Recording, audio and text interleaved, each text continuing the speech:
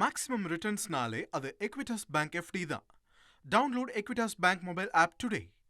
முதல்வர் தலைமையிலான அனைத்து கட்சி எம்பிக்கள் கூட்டத்தில் ஏற்கனவே திமுக, அதிமுக, மக்கள் நீதி மையம் பங்கேற்கவில்லை அப்படிங்கிற தகவலை பார்த்தோம். பாமகவும் பங்கேற்கவில்லை அப்படின்ற தகவலை பார்த்தோம்.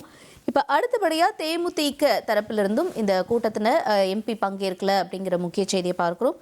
தொடர்ந்து செய்திகளோட விவரங்களோட ரமேஷ் இணைஞ்சிருக்காரு. ரமேஷ், என்ன சொல்லப்பட்டுச்சு தேமுதிக தரப்புல இருந்து? முதலமைச்சர் விஜய் தலைமையில இன்றைக்கு நடக்கக்கூடிய அனைத்து கட்சி எம்பிக்கள் ஆலோசனை கூட்டத்துல தேமுதிக எம்பி எல்.கே. சுதீஷ் பங்கேற்க மாட்டார் அப்படிங்கிற தகவல் வெளியிடப்பட்டிருக்கு. தேமுதிகவை பொறுத்த வரைக்கும் அவங்களுக்கு ஒரு எம்பி மாநிலங்களவையில இருக்கிறாங்க. கட்சியினுடைய பொருளாளர் சுதீஷ் தான் அங்க எம்பியா இருக்கிறாரு. இன்றைய கூட்டத்துல அவரும் பங்கேற்க மாட்டார் அப்படிங்கிற தகவலை தெரிவிச்சிருக்கிறாங்க. ஏற்கனவே திமுக புறக்கணிக்கிறதா கனிமொழி அதிகாரப்பூர்வமா சொல்லிட்டாங்க. அதிமுக எம்பிக்கள் பங்கேற்க மாட்டாங்கன்னு தகவல் கிடைக்கப்பட்டிருக்கு. அதே மாதிரி தான் கமலஹாசன் அவர் இப்ப தமிழ்நாட்டுல இல்ல, அவர் வெளியூர்ல இருக்கிறதுனால கமலஹாசனும் இன்றைய கூட்டத்துல பங்கேற்க மாட்டார்னு சொல்லியிருக்கிறாங்க. பாமக எம்பி அன்புமணி ராமதாசும் இன்றைய கூட்டத்துல பங்கேற்கல. எனவே அடுத்தடுத்த எம்பிக்கள் பங்கேற்காத ஒரு சூழல் தான் இங்க இருக்குது.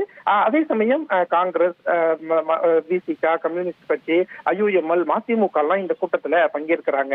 தொகுதி மறுவரையினால தமிழ்நாட்டுக்கு வரக்கூடிய பாதிப்புகள் என்ன, மத்திய அரசு என்னென்ன பணிகளை மேற்கொள்ளுது அப்படிங்கறத விவாதிச்சு முடிவெடுக்கிறதுக்காக தான் முதலமைச்சர் விஜய் தலைமையில இந்த கூட்டம் நடைபெறுது. ஆனா காவிரிக்காக ஏன் அனைத்து கட்சி கூட்டத்தை கூட்டாம தொகுதி மறுவரையறைக்காக இந்த கூட்டம் கூட்டப்படுது அப்படிங்கறது தான் திமுக, அதே மாதிரி பாமக உள்ளிட்ட கட்சிகள்லாம் கேட்கக்கூடிய ஒரு கேள்வியா இருக்கு. இந்த சூழல்ல தான் தேமுதிக எம்பி எல்.கே. சுதீஷும் முதலமைச்சர் தலைமையில் நடக்கக்கூடிய இன்றைய கூட்டத்துல பங்கேற்க மாட்டார் அப்படிங்கிற தகவல் தெரிவிக்கப்பட்டிருக்கு. மேக்ஸிமம் ரிட்டர்ன்ஸ்னாலே அது எக்விட்டாஸ் பேங்க் எஃப்டி தான். Download Equitas Bank mobile app today.